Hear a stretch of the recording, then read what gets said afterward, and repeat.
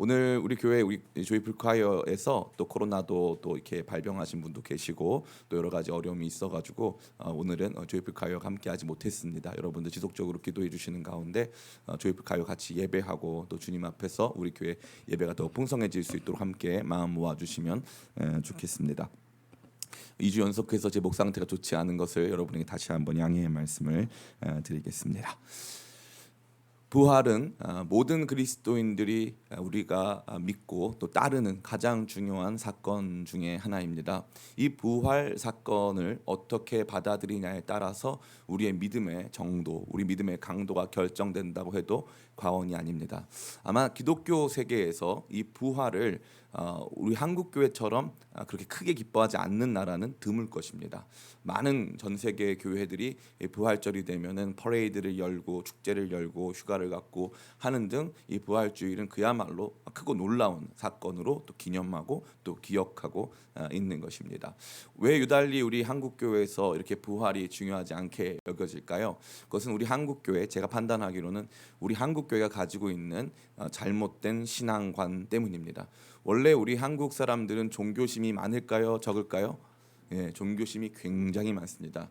한국은 원래 종교심이 많은 나라입니다. 특별히 기독교도 선교사님이 먼저 복음을 전하기 전에 이미 교회가 있었고요. 또 성경 말씀도 한국어로 된 번역된 성경 말씀도 선교사님이 먼저 주시기 전에, 교회가 있기 전에 먼저 한글 성경이 있을 정도로 이 한국 교회는 종교심이 대단한 이 교회입니다. 한국 사람들도 그러하고요. 그러한 가운데 우리가 이 종교심을 갖는다는 것은 일반적인 종교 일반에 관한 상식을 공유한다라고 할 수 있는 것이죠. 그것은 하늘에 누가 있다 이거예요. 하늘에 천지신명이 됐건 누가 있건 있다는 거죠. 그러니까 그 존재를 잘 믿고 섬기면은 복을 받는다. 라고 하는 근본적인 공통된 종교심이 가득하다는 것입니다. 그러한 가운데 예수님의 부활이 우리로 하여금 어마어마한 영향을 미치지는 못한다는 것이죠. 그냥 내게 일어난 문제들, 또 내 안에 있는 여러 가지 결핍들을 해결해 줄 수 있는 나보다 크고 능하신 선하신 하나님만 있으면 되지 왜 부활하신 예수님이 있어야 되느냐라고 하는 이러한 생각들이 우리 안에 내재된 종교심 안에 있기 때문에 한국 교회가 아직까지 이 부활 신앙, 참다운 부활 신앙으로 온전히 나가지 못하는 일이 발생하고 있는 것은 아닌가 하는 생각이 듭니다. 이 부활 신앙은 신앙의 업그레이드, 다시 말해서 우리가 가지고 있는 종교 일반에서부터 더 한 걸음 나아가서 진짜 기독교 신앙이 보여주는 죄와 사망 권세를 깨트리시고 부활하셔서 우리의 영원한 소망이 되신 그 예수님에 대한 분명한 믿음을 저와 여러분 가운데 주고 있습니다.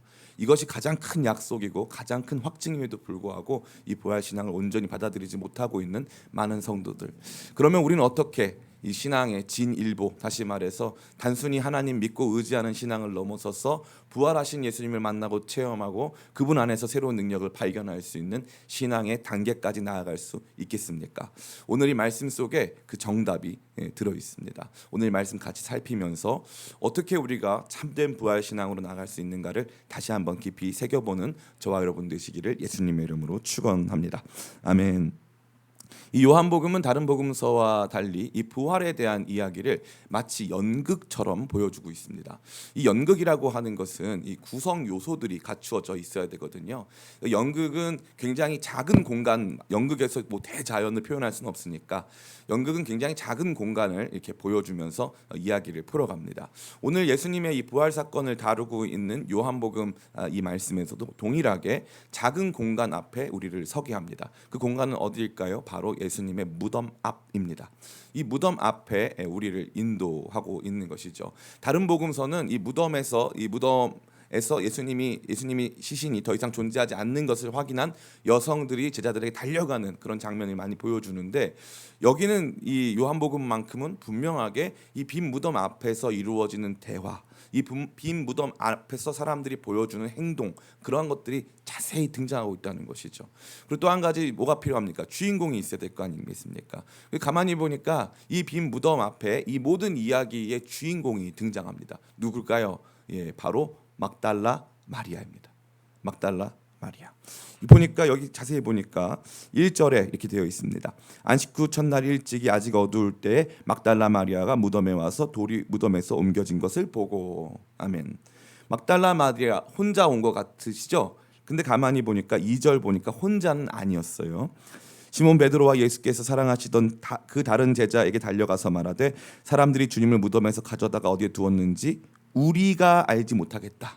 그죠? 우리. 그러니까 중심 인물은 막달라 마리아가 확실하고요. 옆에 누가 있었는지에 대해서는 일부러 요한복음에서는 침묵합니다. 다른 복음서에 보면은 다른 마리아 또 살로메 등의 여성들이 있었음을 우리는 알 수 있는 거죠.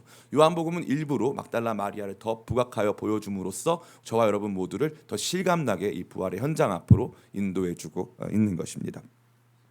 이 빈 무덤 앞에 막달라 마리아가 주인공이 되어서 이야기를 보여주고 있죠. 그래서 이 이야기의 처음의 시작도 막달라 마리아가 달려가서 제자들에게 말하는 것으로 시작되고 우리 18절 말씀 같이 한번 읽어보겠습니다. 같이 읽습니다. 시작.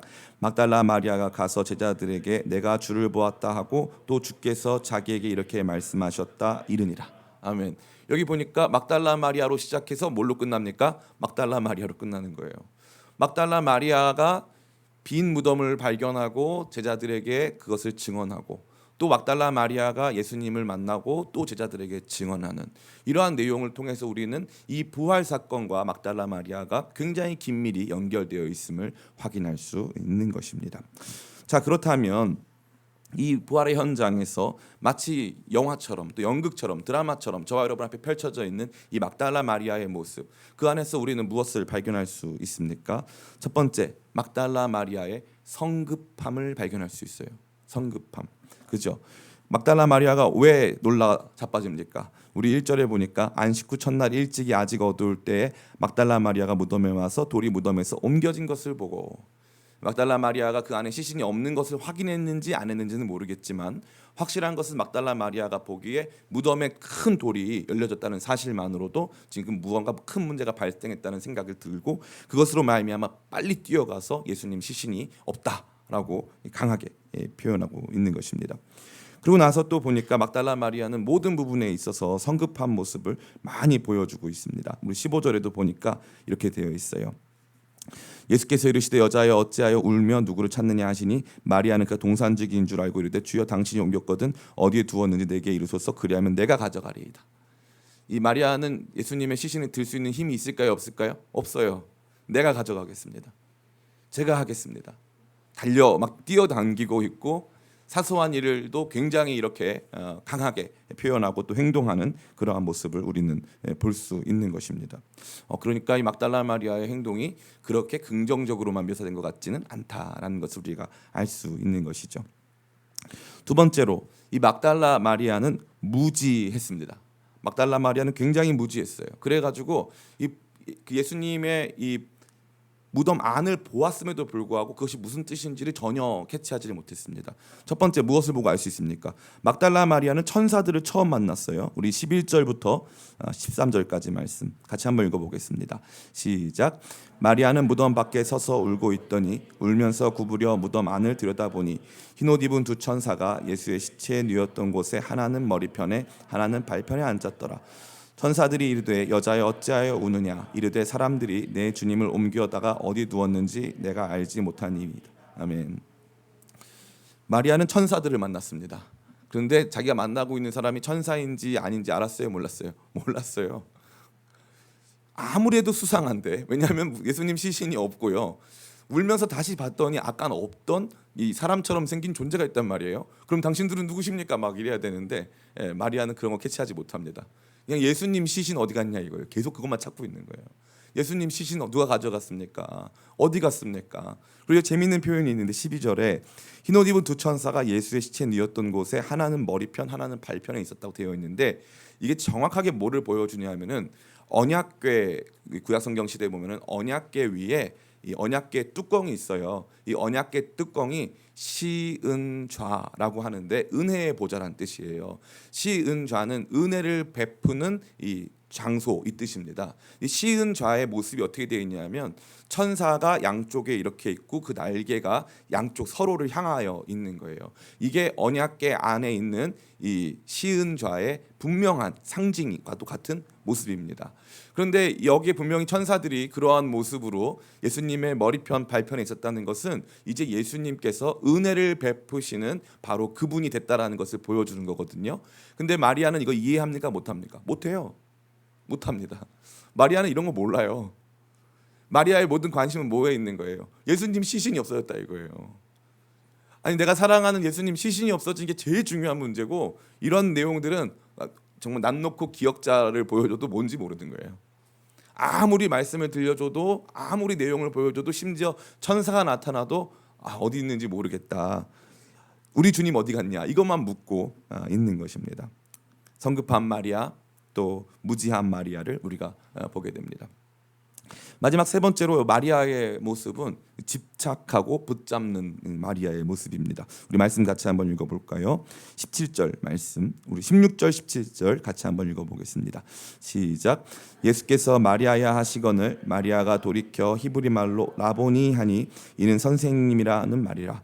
예수께서 이르시되 나를 붙들지 말라. 내가 아직 아버지께로 올라가지 아니하였노라. 너는 내 형제들에게 가서 이르되 내가 내 아버지 곧 너희 아버지 내 하나님 곧 너희 하나님께로 올라간다 하라 하시니. 아멘. 우리가 주목해야 될 표현은 나를 붙들지 말라 이것입니다. 그럼 마리아가 예수님을 진짜 붙들었을까요? 예수님 딱 붙들었을까요? 아니죠.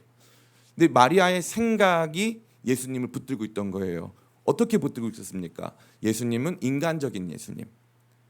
예수님이 육신으로 다시 부활하셨기 때문에 예수님은 그러면은 죽으셨다 부활했기 때문에 그 모습 그대로 내 옆에 계속 계셔야 되는 예수님인 거예요.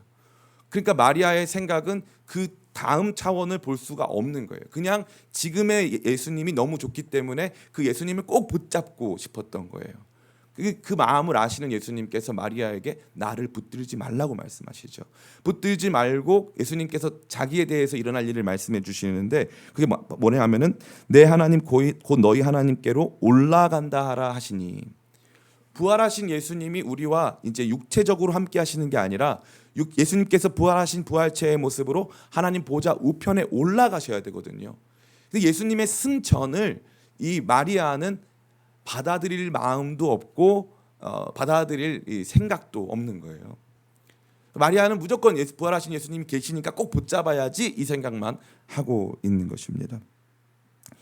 놀랍게 예수님의 승천은 매우 중요합니다. 왜 그렇습니까? 17절에 보니까 내가 아직 아버지께로 올라가지 아니하였노라. 너는 내 형제들에게 가서 이르되 내가 내 아버지, 내 아버지는 예수님의 아버지를 의미하는 거죠. 내 아버지 곧 너희 아버지, 내 하나님 곧 너희 하나님께로 올라간다 하라 이렇게 말씀하셨어요. 이게 왜 중요하냐면은 요한복음에서는 아버지라는 표현이 헬라어를 기준으로 90번 등장합니다. 90번. 이 90번의 아버지가 등장하는데 90번 중에 89번이 다 예수님의 아버지예요. 나의 아버지, 내 아버지께는 뭐 하면서 다 아버지 하면은 요한복음에서 89번은 다 예수님의 아버지예요. 딱 한 번 너희 아버지라는 표현이 등장하는데 바로 이 장면입니다. 예수님이 십자가에서 죽으시고 부활하셔서 우리에게 하나님을 아버지, 우리 아버지로 부를 수 있게 해줬다는 거예요. 이 말씀이 어디랑 연결되는 줄 아세요? 요한복음 1장. 하나님의 자녀가 되는 권세를 주셨으니 영접하는 자, 곧 그 이름을 믿는 자에게는 하나님의 자녀가 되는 권세를 주셨으니. 주님께서 처음 말씀하신 그 내용이 이제 예수님의 십자가 부활을 통해서 이루어져서 우리가 하나님을 나의 아버지라고 부를 수 있게 된 거예요. 왜 예수님의 아버지가 우리 아버지가 되는 게 중요할까요? 하나님이 세상을 이처럼 사랑하사 독생자를 주셨다고 되어 있어요. 이 독생자와 우리는 달라요. 왜 다릅니까? 첫 번째, 독생자는 유일하게 하나님으로부터 출생하신 아들이란 뜻이에요. 이 하나님의 아들이라는 표현은 예수님이 하나님보다 못하다라는 표현이 아니에요. 왜 그렇습니까? 강아지는 뭐를 낳죠? 개는 뭘 낳죠? 강아지를 낳아요. 그러면은 개랑 강아지랑 종이 같다 틀리다? 같아요. 고양이는 고양이를 낳고 닭은 병아리를 낳습니다. 하나님이 아들을 낳았다면 하나님의 아들은 신입니까? 하나님입니까? 신이죠. 하나님인 거예요. 그래서 사람들이 예수님이 하나님의 아들이라고 하는 그 자체에 신성모독이다 이렇게 외치는 게 바로 그것 때문이에요. 예수님께서는 하나님께서 낳으신 독생자, 유일하게 낳으신 아들이란 뜻이에요. 하나님과 예수님은 그러한 관계라는 거예요. 그런데 우리는 뭡니까? 우리는 따라해 볼까요? 양자. 우리는 하나님께서 예수님으로 말미암아 입양하신 하나님의 양자예요. 양자됨. 그게 굉장히 중요한 것입니다. 같은 자녀이지만 예수님과 우리와 하나님과 아버지로서 맺으시는 관계가 다소 다르다는 거죠. 그런데 이제 어떻게 하는 거예요? 예수님께서 부활 승천하셔서 우리를 하나님 자녀 삼으시고 이제는 하나님이 너희 아버지라는 거예요.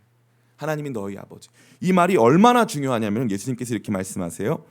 너는 내 형제들에게 가서 이르되 내가 내 아버지 곧 너희 아버지 내 하나님 곧 너희 하나님께로 올라간다 하라 하시니, 이 말씀은 오해가 전혀 일어날 수가 없어요. 왜냐? 첫 번째, 예수님이 내 형제라고 얘기했어요. 형제는 같은 부모를 공유하는 존재예요. 그러니까 예수님은 오해의 여지를 최소화하기 위해서 사람들이 예수님의 아버지이신 하나님과 나의 아버지 하나님이 다른 존재라고 여기지 않도록 하기 위해 내 형제들에게 가서 예수님 자신이 그동안 계속 말씀하셨던 그 유일하신, 참되고 유일하신 하나님이 바로 이제 너희의 하나님이시고 너희 아버지시다라고 말해라, 증언해라 라고 지금 말씀하고 있는 것입니다. 죄송합니다. 말씀하고 있는 것입니다. 그러니까 너무 신기한 거죠. 예수님께서 예수님을 붙잡고 있는 마리아에게 내가 이제 승천한다. 그런데 너가 이제 증언해야 될 내용이 있다. 그리고 이것은 굉장히 중요하고 의미심장한 것이다 라고 말씀하고 있는 거예요. 정리하면 이와 같습니다. 마리아는 성급한 판단의 사람이었어요. 성급하게 당장 딱 봤을 때 누가 가져갔다 빠르게 판단했어요. 이 무덤이 비어 있으니까 누가 가져간 게 분명하다. 예수님이 부활했다거나 뭐 특별한 하나님의 역사가 일어났다라는 생각은 거의 하지 못해요. 그래서 마리아가 보여주는 중요한 행동의 특징이 뭔지 아세요? 계속 울어요. 계속 울어요. 요한복음처럼 마리아의 눈물을 강조하는 곳이 없어요. 11절 마리아는 무덤 밖에 서서 울고 있더니 울면서, 그죠? 13절 천사들이 이르되 여자여 어찌하여 우느냐. 15절 예수께서 이르시되 여자여 어찌하여 울며 누구를 찾느냐. 마리아는 계속 우는 거예요. 왜냐하면 자기가 이미 성급하게 판단하고 무지한 이 상황 가운데서 판단하고 또 예수님에 대한 집착을 가지고 있는 그 상황 속에서 마리아가 보여줄 수 있는 행동이라는 것은 극도의 좌절감과 자기가 아무것도 할 수 없다라는 무기력 속에서 눈물밖에 흘릴 수가 없는 것이죠. 그러니까 이 이야기 속에서 마리아가 긍정적으로 묘사된 게 아니라 마리아가 다소 부정적으로, 또 마리아가 다소 뭔가 이렇게 부족한 모습으로 묘사됐다는 것만큼은 사실입니다. 또 마리아는 아까 말씀드린 바와 같이 이해하지 못했어요. 천사들을 만나도 이해를 못했고 실제 예수님을 만났지만 동산지기인 줄 알았고 천사들이 보여준 모습을 통해서도 정말 그 영광스러운 신비스러운 예수님께서 이제 은혜를 베푸시는 보좌 시은좌에 계신다는 것을 상징하는 그곳을 보여줘도 무슨 말인지를 모르는 거예요.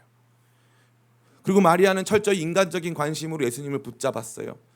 예수님께서 이제 승천하셔야 하나님 자녀가 되는 권세를 우리 모두에게 주실 수 있다라는 생각은 마리아에게 있어요, 없어요? 없습니다. 이게 딱 마리아 수준이었어요. 자, 그러면 우리는 이 마리아를 어떻게 바라보고 평가해야 될까요?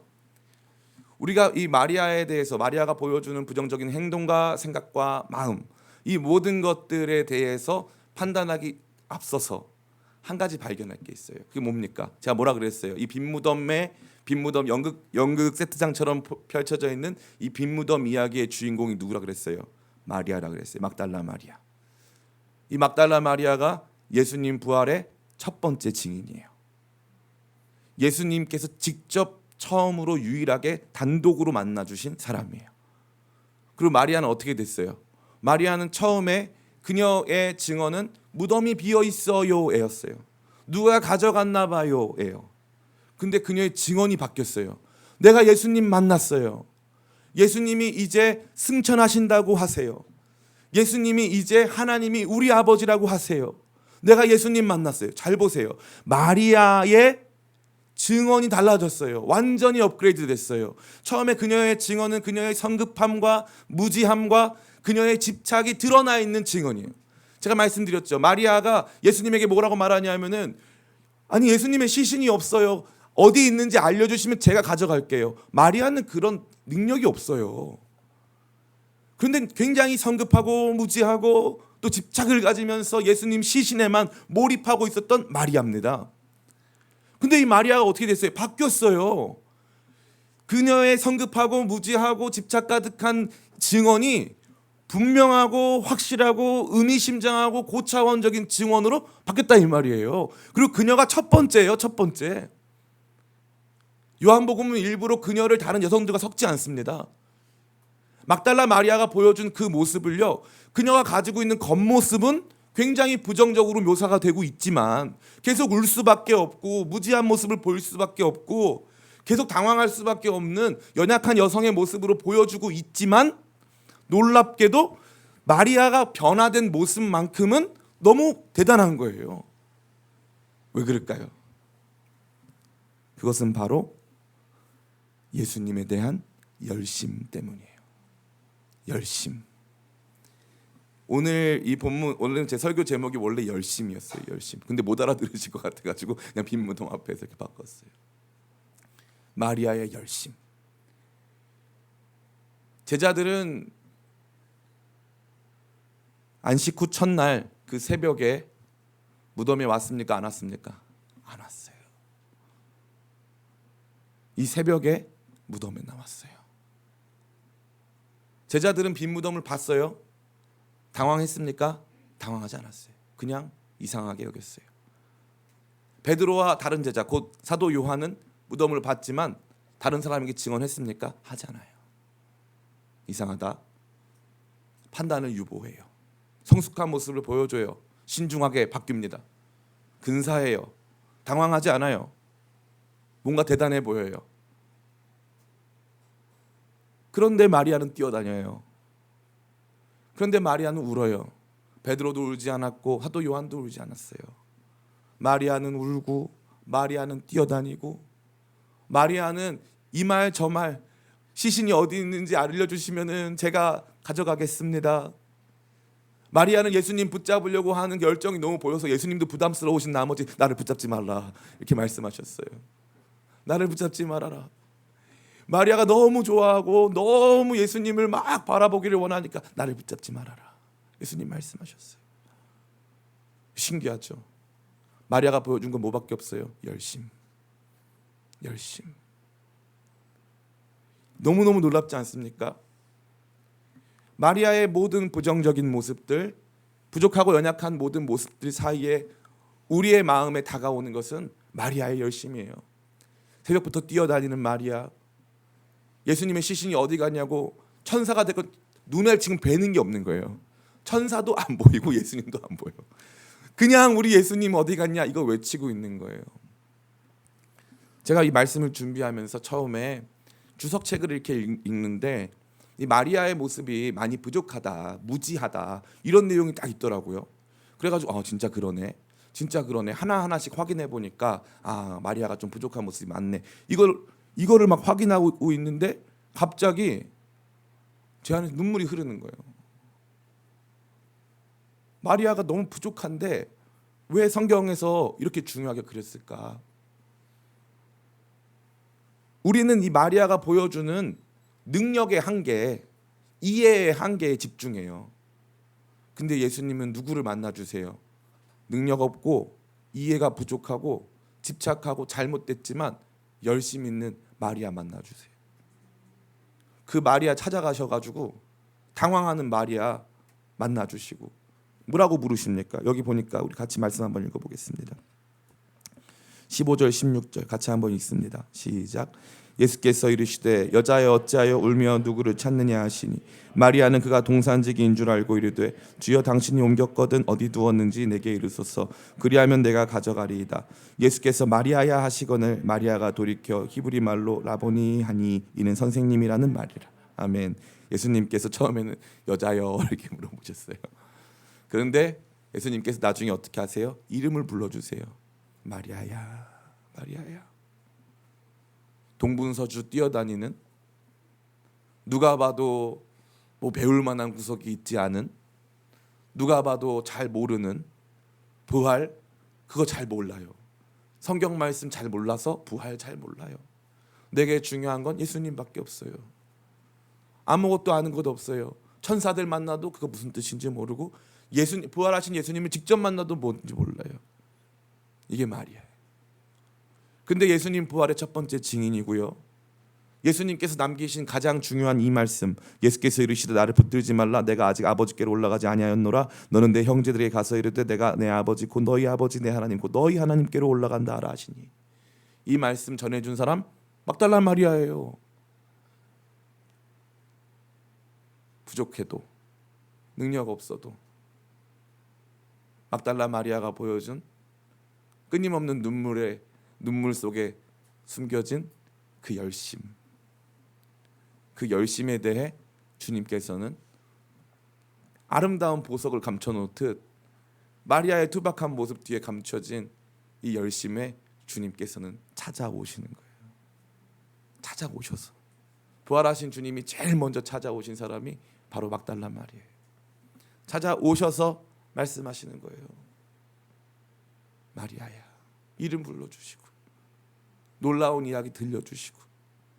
그래서 처음 마리아가 보여준 단순하고 무지하고 성급하고 집착 가득한 증언은 확실하고 분명하고 더 고차원적인 증언으로 달라진다 이거예요. 예수님 이제 승천하신대요. 예수님 승천하면 이제 우리가 하나님을 우리 아버지라고 부를 수 있대요. 예수님 그러려고 승천하시는 거래요. 무슨 신학으로, 무슨 철학으로, 그 어떤 학교에서 이것을 배울 수 있겠습니까? 사랑하는 성도 여러분, 우리의 열심은 다 어디 갔습니까? 우리의 열심은 다 어디 갔습니까?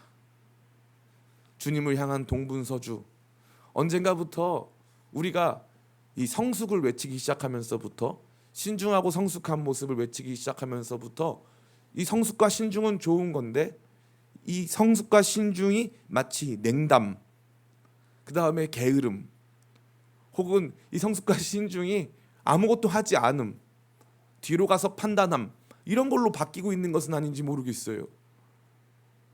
밤마다 산에 올라가서 기도를 하고 새벽마다 와서 새벽 제단을 지키고 있었던 모든 열심의 끝이, 그것은 굉장히 뭔가 한국 교회가 집착하고 뭔가 연약하고 낮은 모습이었다라고 우리가 이 폄하하고 싶은 마음이 있을 텐데, 가만히 생각해 보면은 지금 성숙한 21세기에 고도로 이렇게 지성화되고 합리적인 생각들을 하는 우리 가운데 부활하신 예수님을 만났다는 이야기를 거의 듣지 못해요. 부활하신 예수님께서 주셨다고 하는 그 은혜의 감격에 증인이 되어 있는 사람들을 많이 만나지 못하는 이유가 무엇일까요? 그것은 누구도 예수님 때문에 동분서주 않고, 그 누구도 예수님 때문에 눈물 흘리지 않고, 그 누구도 조금은 부족해도 뛰어다니지 않고 있기 때문이에요. 예전에 이 웨일즈에서 우리 존 에반스 목사님이랑 이렇게 오셨어요. 그래서 우리 양은직 목사님이랑 와가지고 우리 교회 이성현 자매랑 같이 식당에서 식사 대접을 했습니다. 그 제가 이제 영어로 같이 막 대화하고 하니까 굉장히 저를 감사하게 칭찬해 주셨어요. 그래서 제가 그랬어요. 저 칭찬받을 거 아무것도 없다고. 한국에서는 영어를 초중고해서 12년 배운다 그랬어요. 그랬더니 그 목사님이 뭐라고 말씀하시냐면, 그러면 칭찬할 게 아닌데요, 이러더라고요. 왜 한국 사람들이 영어를 못할까요? 12년 배우는데. 12년 배워도 열심이 없어요. 왜 열심이 없는 줄 아세요? 한국은 판단이 빠르거든요. 넌 영어를 잘 못하는구나. 초등학교 1학년이 당연히 영어 못하죠. 미국 사람도 아닌데 왜 영어 잘합니까? 너는 이걸 잘 못하는구나. 아, 너는 실력이 80점 정도구나. 이게 너무 빠르니까 그냥 아무 말이나 해야 되거든요. 가서 일단 아무 말이나 하고 봐야 되는데 그걸 못하는 거예요. 다 뒤로 숨어요. 이 한국 사람 재밌잖아요. 외국 사람만 나타나면 갑자기 모세의 기적이 나타나요. 그래서 쫙 갈라져요. 외국 사람 나타나면 쫙 갈라집니다. 다 할 줄 알거든요. 다 할 줄 알거든요. 물론 예외도 있어요. 저희 어머니는 중국에 20년 다녔지만 할 줄 아는 말이 짜이찌엔밖에 없어요. 그래서 실력이 늘질 않아요. 그런 건 좀 조심해야 되죠. 뭐 밥을 먹어도 짜이찌엔, 뭐 만나서 반가워도 짜이찌엔이니까 중국 사람 입장에서 당황스러워요. 그런 건 피해야겠지만 최소한 우리가 열심을 가지고 주님을 믿어야 될 거 아닙니까? 전 그게 너무 안타까워요. 남미 아우카 부족에 선교하러 갔다가 순교한 이 짐 엘리엇이라고 하는 선교사가 있어요. 전능자의 그늘이라는 책의 주인공이죠. 이 이 짐 엘리엇 굉장히 이른 나이에 20대 중반에 이제 이 남미에 선교하러 갔다가 거기서 이제 순교를 하게 되는데, 이 그가 남긴 일기와 편지들을 모아서 전능자의 그늘이라는 책이 나왔습니다. 그 일기를 읽어보면요, 거기서 돋보이는 점이 뭐냐면은 짐 엘리엇이 성경 해석이 좀 독특해요. 그래가지고 좀 자기만의 해석이 많아요. 예를 들면 시편 100편에 대한 말씀을 같이 나누면서 이 내가 감사함으로 그 문에 들어가라고 되어 있는데, 거기 보니까 우리는 그의 손에 기르는 어린 양이라고 되어 있어요. 그러니까 짐 엘리엇이 묵상하다 보니까 어린 양이 성전에 들어가면 무슨 일이 생겨요? 재물이 되는 거예요. 그러니까 이 짐 엘리엇이 느끼기에는 어린 양은 감사함과 기쁨으로 성전 안으로 들어가서 기꺼이 재물이 되나 보다, 이렇게 묵상을 한 거예요. 충격적으로 감동적이죠. 그러나 그게 아주 온당한 묵상은 아니에요. 100점짜리 성경 해석은 아니라 이 말이에요. 그런데 문제가 뭐예요? 그게 오늘날 우리의 마음을 울리고 있다 이 말이에요. 20몇 살짜리 짧았던 불꽃 같은 인생을 살았던 한 사람의 이야기가 미숙하고 무지하고 성급하지만 오늘날 우리를 울리는 이유는 뭐냐면, 그는 그의 삶을 주님께 드려야겠다라는 거룩한 열심을 갖고 있었기 때문이에요. 결국은 열심인 거예요. 제가 요즘에 많은 집회를 다니면서 느끼는 게 뭐냐면은, 요즘에요 집회를 다녀보니까 다른 교회들 옛날에는 교회 애들이 50명을 출석하면 수련회는 보통 30명이 갑니다. 요즘은 교회 출석을 50명을 하면 수련회를 80명씩 온대요. 너무 오랜만에 열리는 수련회니까. 제가 어저께 갔던 교회도 원래 한 부서가 중등부가 한 220명 예배 드리는데 아이들이 250명 왔다 하더라고요. 제가 거기 가가지고 많은 건 느꼈어요. 그 아이들 모아놓고 사람들이 막 비판합니다. 그 아이들 모아놓고 막 춤추면서 찬양하고 그러면 애들이 성경 말씀 제대로 이해하냐고. 저는 그분들한테 그러면 혹시 괜찮으시면 목사님이 한번 그 강단에 서서 정확하게 개혁신학적 입장으로 한번 말씀을 한번 해보시라고. 자신이 있으면 한번 해보시라고. 거기 가가지고 진짜 제대로 진리의 말씀 선포하면은 애들이 다 알아두고 할렐루야 아멘 하는지 한번 보시라고. 거기서 뭐가 필요하냐면 막 소리를 지르고 막 춤을 추고 막 이런 게 필요한 거예요. 조금 부족하고 연약하더라도. 그럼 어떻게 되는 거예요? 걔네가 중등부 수련회 한 번만 옵니까? 아니죠. 중등부 수련회 한 번 왔다가 고등부 수련회도 왔다가 대학부도 갔다가 천천히 올라가면서 변화되고 바뀌는 거 아닙니까? 열정과 열심이 있어야 처음에 그 출발도 있는 거 아닐까요? 저는 이 막달라 마리아의 이야기를 보면서 우리가 어디에서부터 우리의 마음이 놓쳐졌는가를 살펴야 된다고 생각해요. 열심히 사그러들기 시작하면서부터 우리 삶을 지탱해주고 있던 주님과의 만남도 식어지기 시작하고, 주님의 말씀이 임하지 않으니까 우리가 알고 있는 신앙 내용이 더 풍성하게 되어지는 주님의 가르치심이 우리 가운데 없어요. 열심히 상실되니까. 열심히 주님 앞에 나오고 누가 뭐래건 사람들이 조금 우리를 부정적으로 평가하고 조금은 그 정도까지 열심히 할 필요는 없어 라고 사람들이 말을 한다 할지라도, 이 열심을 가지고 있는 성도가 누리는 축복이 훨씬 큰 줄 믿습니다. 어떤 집사님이 계셨는데, 이 집사님이 이렇게 이 회사에서도 이렇게 주는 회식에서 주는 술도 한 잔도 안 마시고, 이 막 큰 회사죠. 큰 회사인데 저기 같이 있던 이 위에 있는 그 임원분이 막 뺨도 때리고, 막 그래서 회사에서 주는 술 한 잔도 안 마시고 믿음을 버텨온 거예요. 어떤 목사님한테 가가지고 그렇게 이제 회사 생활하기가 쉽지가 않고, 근데 그래도 뭐 이분 뭐 굉장히 잘 됐지만 그럼에도 불구하고 그 과정이 쉽지가 않으니까 가가지고 이제 어떤 목사님 만나가지고, 목사님 제가 회사에서 이렇게 승진도 잘 안 되고 열심히 했는데 회식에서 술도 안 먹고 그러니까 좀 뺨도 때리고 하더라고요. 그랬더니 그 목사님이 그러시더라는 거예요. 주면 한 잔씩 마시지 왜 안 마셨어? 예, 저는 그 목사님이 정답을 말했다고 생각해요. 사회생활엔 정답이에요. 그렇게 하면 돼요. 근데 지금 상황이 달라요. 이분은 지금 어떤 상태예요? 열심히 하는 상태예요. 이분의 열심을 자신의 성숙함으로 무시했어요. 많은 목회자들이, 많은 주의 종들이, 우리 성도들이 열심히 살아가려고 하는데 오히려 그것을 저해해요. 열심히 하지 말아라. 기도는 분량이 중요할까요? 내용이 중요할까요? 둘 다 중요한데 분량이 좀 더 중요해요. 기도의 분량이 많으면 내용이 바뀐단 말이에요. 예배는 횟수가 중요할까요? 강도가, 밀도가 중요할까요? 예배는 횟수가 훨씬 중요해요. 그래야 여러분 막혀있는 귀에 말씀 몇 구절이라도 들어가고요, 막혀있는 입술 열려서 찬송이라도 몇 구절 부르는 거예요. 열심이 중요한 거예요. 열심히. 우리 기쁨의 교회 성도님들, 제가 정말 여러분에게 피 맺힌 절규의 마음으로 여러분에게 요청합니다. 열심을 회복하시기를 축복합니다. 우리에게 주어진 생은 짧습니다. 우리가 누릴 수 있는 가장 큰 복은요, 100% 알고 100%다 이해하고 100% 실수 없어서 누리는 게 아니에요. 실수 많고 부족하고 그때 그 생각이 틀렸다 할지라도 그래도 전하고 그래도 나아가고 그래도 하는 것입니다. 그렇게 할 때 믿음이 바뀌고 내용이 바뀌고 찬양이 바뀌고 기도가 바뀌고 삶이 바뀌는 것이지, 조금만 문제 있다고 바로 다 쉬어버리고 아무것도 안 해버리면 정말 아무것도 안 되는 거예요. 베드로와 요한의 모습을 보세요. 같이 빈 무덤을 봤어요. 더 똑똑해가지고 심지어 요한은 그거 보고 믿었다고 돼 있어요. 믿으면 뭐합니까? 증거할 수가 없는데요. 자기 혼자는 작은 근거를 가졌어요. 자기 혼자 머물러 있으면 뭐합니까? 아무것도 안 하는데요. 아무것도 안 하는데.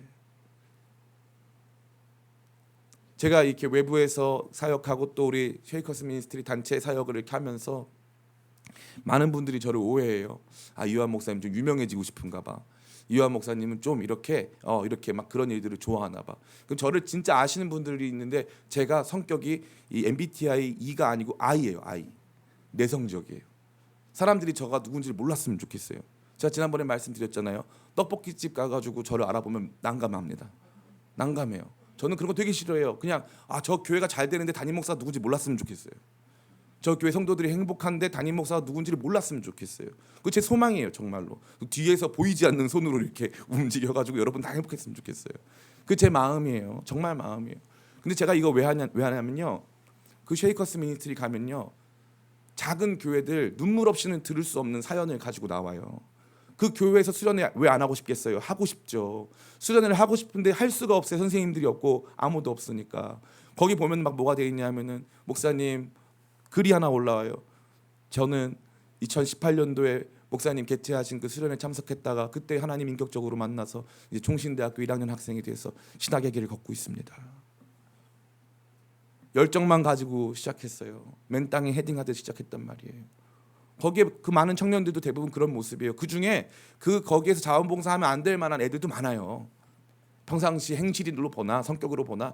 그런데 저는 그런 거 많이 안 따져요. 와서 열심히 해라 이거예요. 그러다 보면 거기서 주님 만나고, 그러다 보면 믿음의 깊이가 달라지고, 그러다 보면은 생각도 달라지고 하는 것이지, 뭐 다 성숙한 다음에 다 이해한 다음에 자기는 실수도 하나도 없는 척하는 사람, 그게 참다운 부활의 증인으로서 적합한 사람이 아니라는 것을 오늘 이 본문의 말씀은 강력하게 저와 여러분 가운데 보여주는 거예요. 여러분 돌이켜 보세요. 여러분들이 신앙적으로 더 성숙한 다음에 정말 예수님의 증인으로 더 많이 살았는지, 아니면 예수님 처음 만났을 때 그때 잘 모르고 부족했지만 그러한 가운데 더 많이 예수님 증언하고 더 많이 주님을 높여드리고 더 많이 아름다운 예배와 기도 속에 살았는지를 돌이켜보라, 이 말씀입니다. 오늘 이 말씀이 주는 거룩한 충격, 열심히 이긴다 이거예요. 열심히 이기는 거예요. 열심히 우리의 영적 침체를 이기는 줄 믿습니다. 아멘. 열심히 우리의 굳어진 입술을 열게 하는 줄을 믿습니다. 열심히 우리의 막혀진 생각과 귀를 여는 줄을 믿습니다. 열심히 어두워진 눈을 여는 줄을 믿습니다. 열심히 열어준 눈으로 예수님을 다시 한번 보게 되고, 예수님 음성 듣고 예수님 가르쳐 주신 지식 속에서 참다운 증언으로 변화되고 성장하고 바뀌는 위대한 체험이 오늘 이 말씀 가운데 저와 여러분 앞에 놓여져 있는 것입니다. 아무쪼록 여러분 모두가 이 열심 회복하는 마음으로 주님 앞에 다시 기도의 삶을, 다시 한번 열정의 삶을, 예배의 삶을 회복하게 되시길 간절히 바랍니다. 그럼 목사님, 열심 회복하는 가장 좋은 방법이 뭘까요? 8월 14일부터 17일까지 교회에서 수련회를 하는데, 수련회 이름이 초심이에요. 야, 이거 어떻게, 제가 오늘 이 설교를 맞추려고 한 게 아니에요. 그 주제는 옛날에 정해놓은 거고, 오늘 설교는 딱 수련회 딱 2주 앞두고 딱 나왔네요. 신기하게 하나님께서 또 주시는 메시지가 있는 줄 믿습니다. 이번 초심 수련회 원래는 강원도 가서 개최하려고 했는데 좀 더 광고하겠지만 더 많은 성도님들 참여하라고 우리 교회에서 걸어서 갈 수 있는 이 교회 예배당을 빌리기로 했어요. 아직 제가 공식적으로 말씀을 못 드리는 건 오늘 거기서 확정이 난다 해가지고 제가 월요일 날 이렇게 또 카톡으로 또 이 문자로 전체 발송을 해드리려고 합니다. 그래서 걸어갈 수 있는 예배당에서 하는 거고, 또 이번에 정말 좋은 목사님이 강사님으로 오세요. 정말 좋은, 모시기 너무너무 어려운 목사님이 이 강사님으로 오십니다. 그렇기 때문에 이번 기회에 열심히 회복해서 우리의 낮고 부족했던 이해와 또 생각과 판단이 더 확실하고 분명해질 수 있는 그런 계기를 마련하는 저와 여러분 다 되시기를 예수님의 이름으로 축원합니다. 아멘. 잠시 같이 기도할까요? 같이 기도하는 가운데 주님, 다 아는 척, 다 잘 믿는 척 하고 살았는데 실상은 언제 주님을 만났는지, 실상은 언제 내가 주님 때문에 뛰어당긴 적이 있는지, 실상은 언제 내가 주님의 증인으로 살았는지 기억이 나질 않습니다. 냉랭한 마음, 차가워진 지성, 그 가운데서 그 어떤 것도 내 삶에 활력을 줄 수 없었습니다. 주님, 이제 막달라 마리아를 보며 회개합니다. 성급하고 무지하고 집착 가득해 보이는 부족한 열심, 그 열심에 주님께서 찾아오시고 그의 지성을 열어 알게 하시고 그의 신중하지 못한 판단을 다시 한번 제대로 온전케 하시며 그의 집착을 자유케 하시는 말씀들로 그를 세워주셨사오니 열심히 먼저인 줄 믿어 기도의 열심, 예배의 열심, 선교의 열심, 주님을 향한 사랑의 열심 회복될 수 있게 도와주시옵소서. 우리라는 제목 가지고 우리 잠시 같이 기도하기 원합니다. 같이 기도하겠습니다. 주님, 그렇습니다. 부활의 주님을 체험하는 것에 필요한